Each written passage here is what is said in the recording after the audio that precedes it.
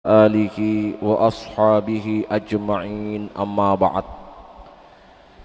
Jamaah asar yang dimuliakan oleh Allah subhanahu wa ta'ala, bulan ini adalah merupakan pesantren, disebut pesantren Ramadan, Ma'had Ramadan atau pesantren Ramadan, yang berlangsung selama 1 bulan, datangnya 1 kali dalam setahun. Dibuka pendaftaran pesantren ini hanya 1 kali 1 tahun, dan hanya berlangsung selama 1 bulan.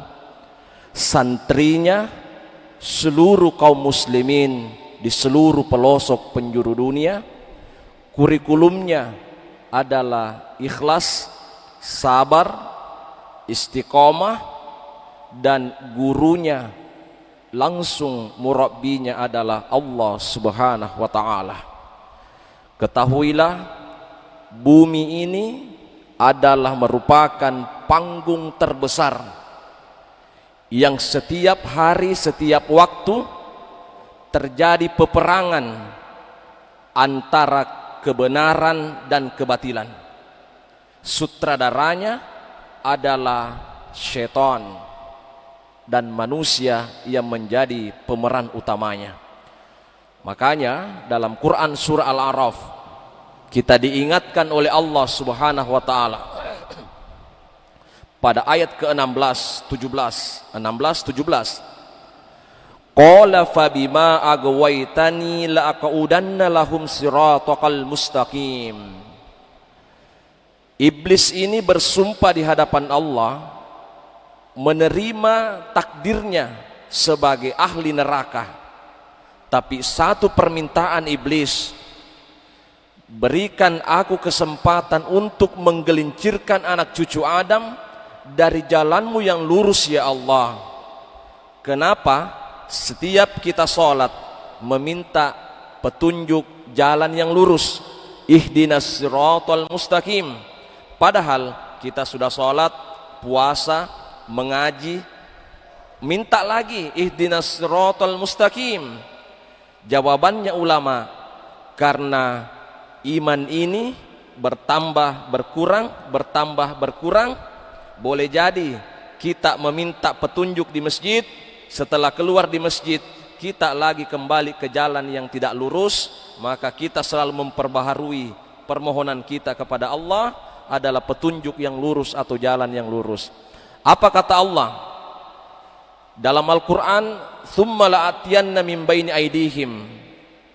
Ini dalam Al-Quran permintaannya iblis, aku akan menggoda anak cucu Adam dari arah depan. Dari arah depan yang dimaksud adalah dunia dengan keindahannya. Wa min khalfihim, dari belakang, yang dimaksud adalah melupakan akhirat. Kita ini kadang mendengarkan paham-paham sekuler atau liberal, seolah-olah tidak ada hari pembalasan. Padahal dalam Al-Quran banyak ayat yang menyinggung tentang hari pembalasan. Jamaah yang dimuliakan oleh Allah subhanahu wa ta'ala,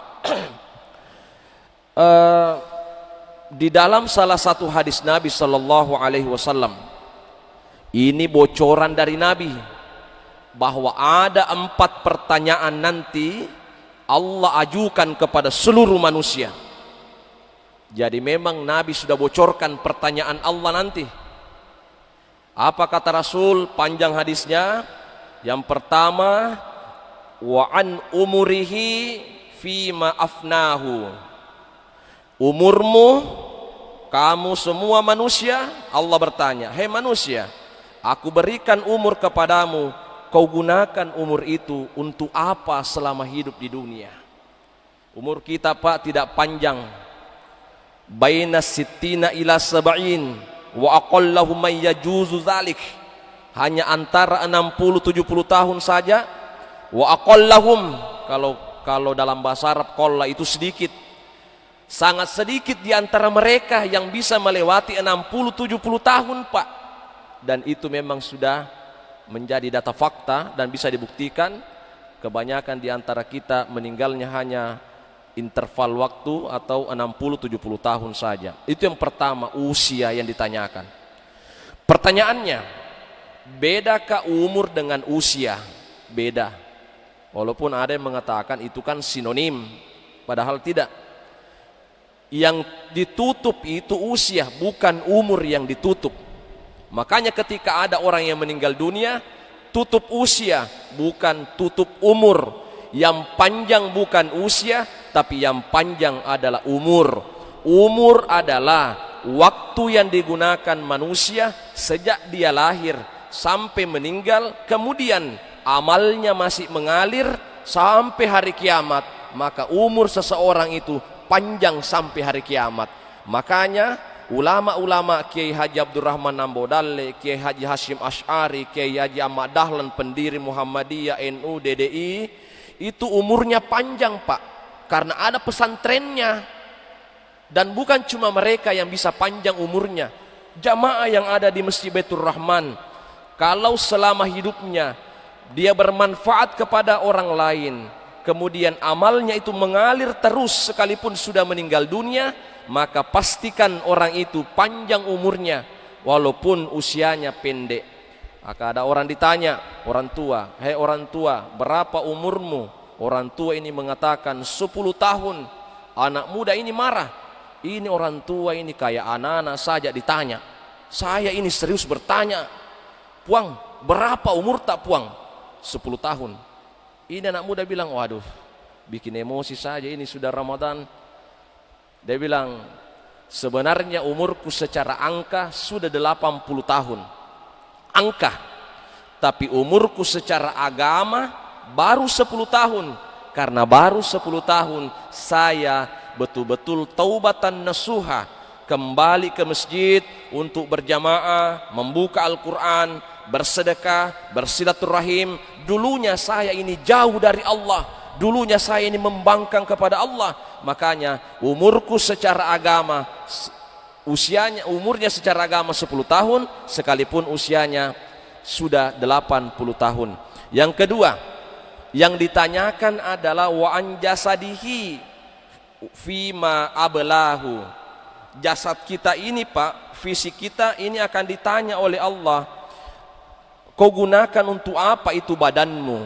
Kau bernafas, kamu makan dan minum, apa yang diberikan kepada Allah Subhanahu wa taala. Tapi sayang seribu sayang jamaah, kita tidak mencerita bahwa ada saudara kita yang berani merubah jenis kelaminnya dari perempuan menjadi laki-laki, dari laki-laki menjadi perempuan, padahal Nabi sallallahu alaihi wasallam bersabda, "La'anallahu minal mutasyabbihin wal mutasyabbihat wal mutasyabbihati minal mutasyabbihin."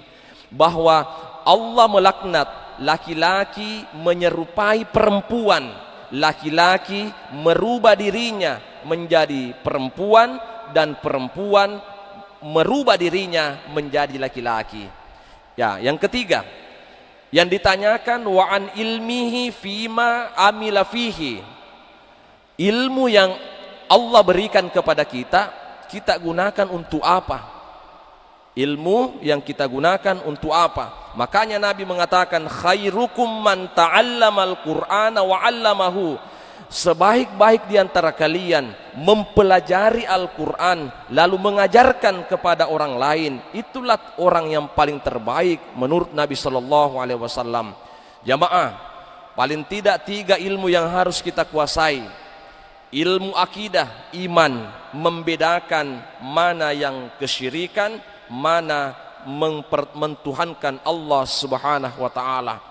Jangan sampai akidah kita rusak, iman kita rusak, sekalipun kita sholat tiap hari, tiap malam, tahajud, berjamaah, tapi kita percaya dengan sesuatu selain dari kekuatan Allah.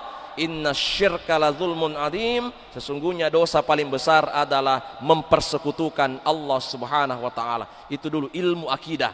Yang kedua adalah ilmu syariah. Inilah terbagi 2, ibadah dan muamalah.